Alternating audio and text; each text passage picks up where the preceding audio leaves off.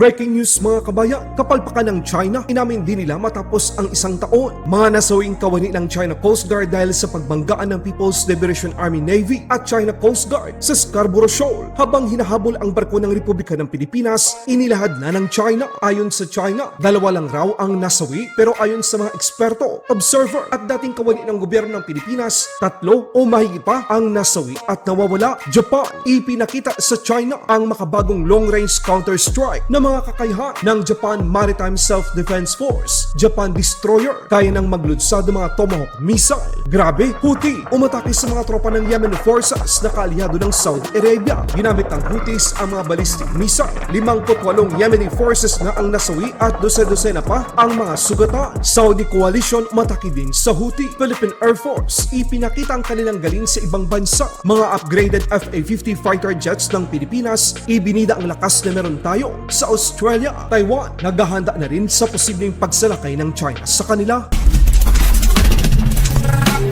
Matapos ang halos isang taong insidente sa Scarborough Shoal kung saan nagkabanggaan ang isang barko ng China Coast Guard at People's Liberation Army Navy habang hinahabol ang isang barko ng Philippine Coast Guard, ang BRP Suluan. Inamin din sa wakas ng China ang pagkasawi ng dalawa sa mga tauhan ng China Coast Guard 3104 na nasabaw o mismong harapan ng nasabing barko nang mangyari ang insidente. Isang taon itinago ng China sa kanilang mga mamamayan ang katotohanan at ang kanilang kapalpakang ito. Dati ayaw nilang aminin na merong mga crew at lubang nasugatan at nasuwi sa nangyaring salpukan sa Scarborough Shoal. Pero ayon sa dating Philippines National Security Advisor Eduardo Año, nang mangyari ang insidente, 2 ang on the spot na nasawi at 1 ang nawawala nang tumilapon ito sa karagatan ng West Philippine Sea. Si Shi Yen-yu, 21 taong gulang at si Cheng Long, 25 taong gulang ang nasawi sa panig ng China Coast Guard dahil sa pagiging alerto at mabilis na pag-aksyon ng mga tauhan at crew ng BRP Suluan. Naiwasan nila ang pasadyang pagbanggaan ng People's Liberation Army Navy 164, kaya't ito ang sumalpok sa China Coast Guard 3104. Good news naman mga kabayan, Japan, ipinakita naman ang bagong lakas ng kanilang destroyer laban sa China. Bago matapos ang buwan ng Hulyo ng taong kasalukuyan, ang Japan Maritime Self-Defense Force Destroyer GS Chokai DDG-176 ay matagumpay na inilunsad ang US-made Tomahawk cruise missile. Sa unang pagkakataon, ito ang pinakaunang live fire test sa kasaysayan ng Japan Defense Strategy na makagawa ng long-range counter-strike capabilities. Ang GS Chokai, isang Congo-class Aegis-guided missile destroyer, ang pinakaunang Japanese warship na may kakayahan na maglunsad ng nasabing sistema. Ang Tomahawk ay kilala bilang long-range, precision-guided land attack cruise missile na kayang tamaan ang target sa layo na 1,600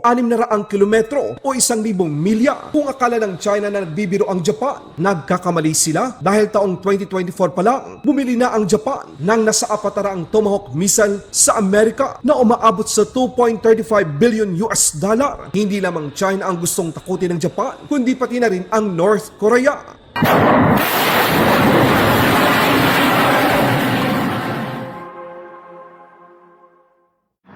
Tomahawk ready. 戦闘用意ト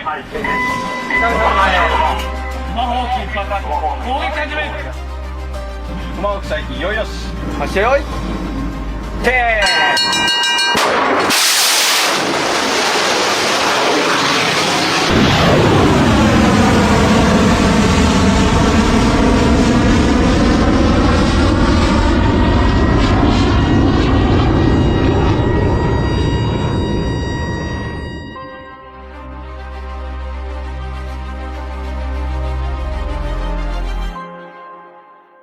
Balitang Middle East naman tayo mga kabayan. Kahapon ika-6 ng Agosto taong kasalukuyan inatake ng Houthis ang military camp ng Yemeni government na suportado ng Saudi Arabia. Sa mga lalawigan ng Marib at Hadruma, gumamit ang Houthis ng ballistic missile. Ayon sa mga ulat, 58 na ang nasawi at marami din ang sugatan sa panig ng mga sundalo ng gobyerno ng Yemen o Saudi ba coalition. عرب مدينة بدر بدر بدر فتح فتح فتح فخاف فخاف الله ابن اشترقين ضرب ضرب فخاف فخاف عرب الله اكبر الله اكبر فتح فتح بالليل فخاف عرب امي ما فخاخ وصلوا ساعتين تفكر هذا سلاح هنا سلاح.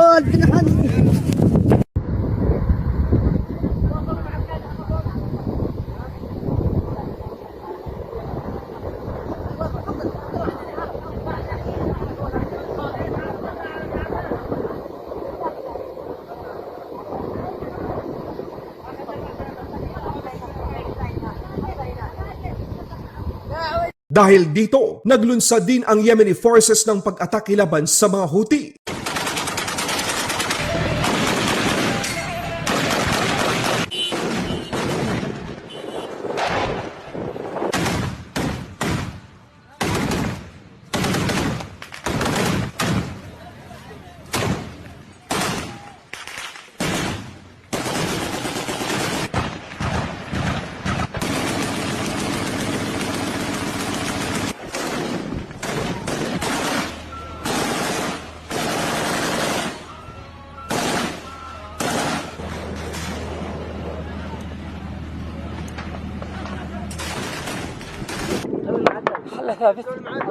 هم المعدل الحين هم النفوس قتله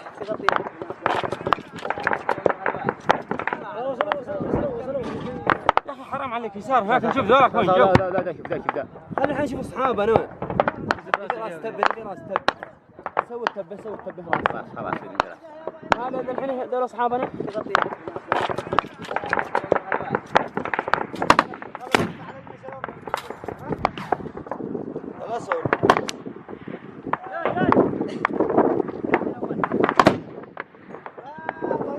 Philippine Air Force ipinakita ang lakas ng mga FA-50 fighter jets sa Australia. Ang apat na mga upgraded na FA-50, bitbit ang watawat at dangal nating mga Pilipino na kahit saang manglupalop ng mundo, makikilala tayo.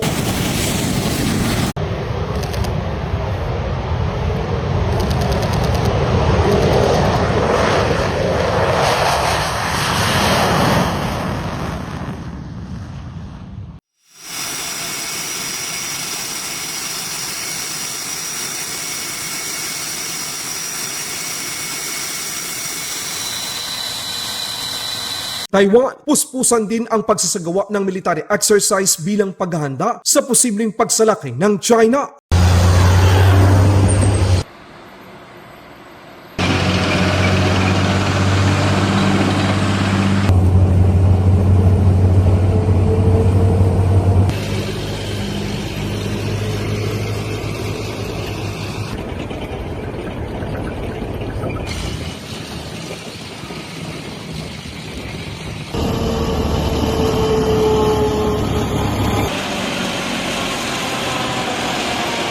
Laban Pinas.